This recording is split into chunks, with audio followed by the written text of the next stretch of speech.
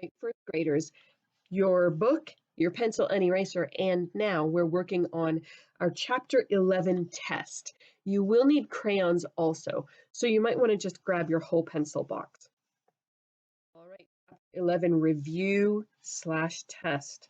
Color the cube with blue, color the cone with red, color the cylinder with yellow. Now, it's almost funny to me how many words they give you guys and expect you to just know what they are, but they're still giving you pictures of red, blue, and yellow as though you couldn't read the words red, blue, and yellow.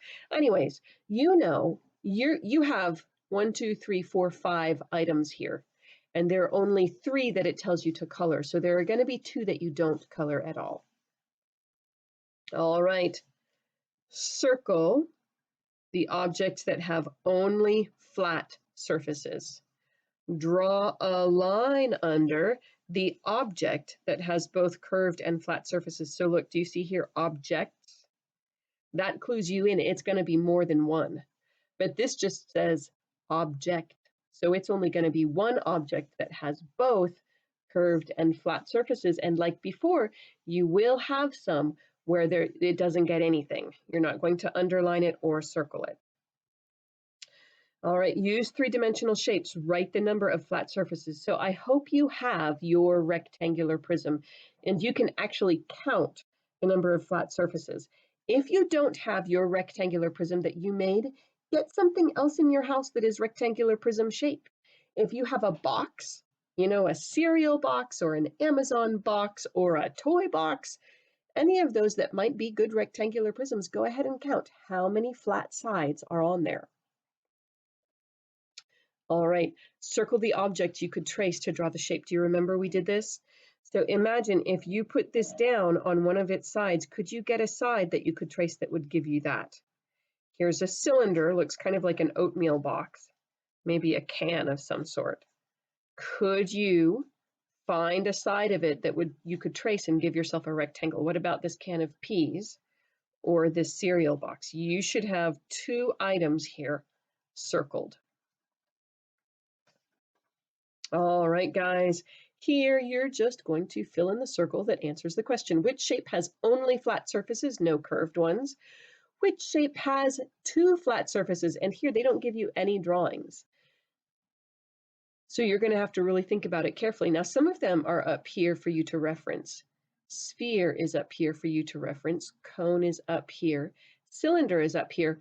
Rectangular prism is not directly up here, but do you remember a cube is a type of rectangular prism? So you can look up here to see which one of these has only 2 flat surfaces. There might be some that are less than 2 flat surfaces. There might be some with more. There's only one that has precisely 2. Which new shape can you make from combining a cube and a cone? Which new shape can you make from combining a cylinder and a rectangular prism? 3rd page. Which new shape can you make from combining this cone-cylinder combination with this other cone-cylinder combination? Remember, we're not treating these as 4 separate pieces. We're treating this as a piece and this as a piece. All right. Ooh, here's a sandcastle. Which of these shapes was not used in the building of that sandcastle? Now, do you remember we worked with a cone yesterday in yesterday's math? If you trace around the flat surface of that cone, you did that yesterday. Which of these shapes do you get?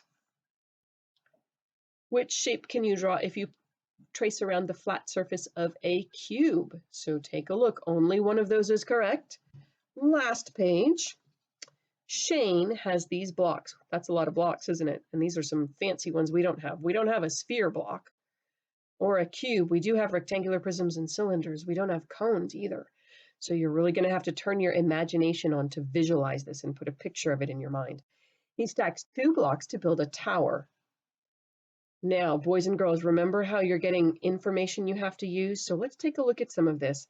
I often suggest using a yellow crayon for something like this, so you can really highlight the words you're wanting to use. And so we're looking at building a tower. The highlighter that I have is a blue one, so I'm going to be highlighting these things in blue. Whoops, I got out my Sharpie accidentally. Here's my blue highlighter. He's building a tower.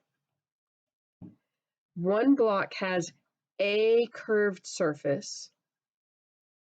The other block has only flat surfaces. Now, boys and girls, when you look at this, you have more than one type of block with a curved surface, don't you? And then you also have more than one type of block with only flat surfaces. So this is one set of clues. Let's read the next set. Then he builds 2 more towers. His 3 towers are all the same. So this is one, here's another one, and here's a third one. So those 3 towers are this one here and these 2. He uses the 3 towers to make a wall. Oh, and we should probably mark that the 3 towers are all the same. Use blocks, and of course, boy, you're going to have to turn your imagination on here. If you have a bunch of boxes at home where you could have 3 the same, or some of the other shapes that you might use here, if you have 3 the same and you want to use the blocks that, or the tools, I don't know, cans, boxes, whatever you've got at home that would work, you can. Otherwise, just really turn that imagination on. You're going to be putting 1, 2, 3 towers right next to each other, so they're like a wall, and they're going to, each of them have a shape with only flat surfaces, and each of them have a shape with a curved surface. Then write the names of the 2 shapes you use. So down here, I'm going to want to see your wall. I don't want to see the word wall. I want to see you draw a wall. And then you're also going to have a word here. You're not going to write the word shape. You're going to write which shape: cylinder, cone, sphere, rectangular, prism, cube. So you're going to write shape. You're going to put 2 shape names over here, and then here you're going to also draw your wall as best you can.